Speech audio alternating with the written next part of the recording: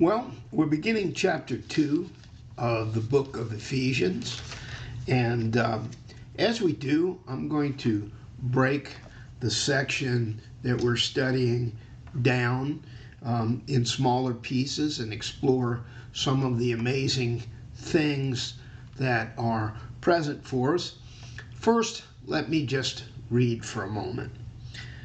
Beginning in chapter 2.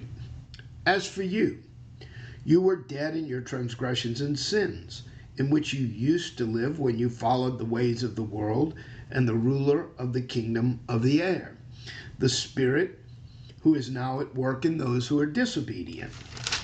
All of us also lived among them at one time, gratifying the cravings of our flesh, following its desires and thought. Like the rest, we were by nature objects of wrath. But because of his great love for us, God, who is rich in mercy, made us alive with Christ, even when we were dead in transgressions. It is by grace that you have been saved. And God raised us up with Christ and seated us with him in the heavenly realms in Christ Jesus, in order that in the coming ages he might show the incomparable riches of his grace, expressed in his kindness to us in Christ Jesus. For it is by grace you have been saved through faith. And this is not from yourselves, it is a gift of God, not by works, so that no one can boast. For we are God's handiwork, created in Christ Jesus to do good works, which God prepared in advance for us to do. As in chapter 1, as Paul writes, there's just so much packed in to what he is saying. First, let's look at how he opens this. As for you, talking to those who believe, those who are part of the church at Ephesus, those who have already received their selection as children of God. As for you, you were dead in your transgressions and sins. Aside from Christ, we are dead. We're accountable for all of our transgressions. We're accountable for all the ways in which we miss the mark.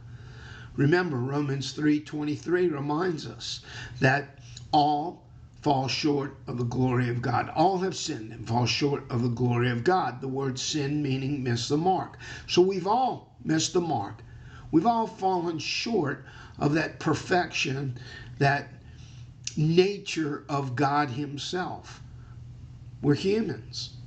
We're not gods, and we fall short without the assistance of God himself on our behalf.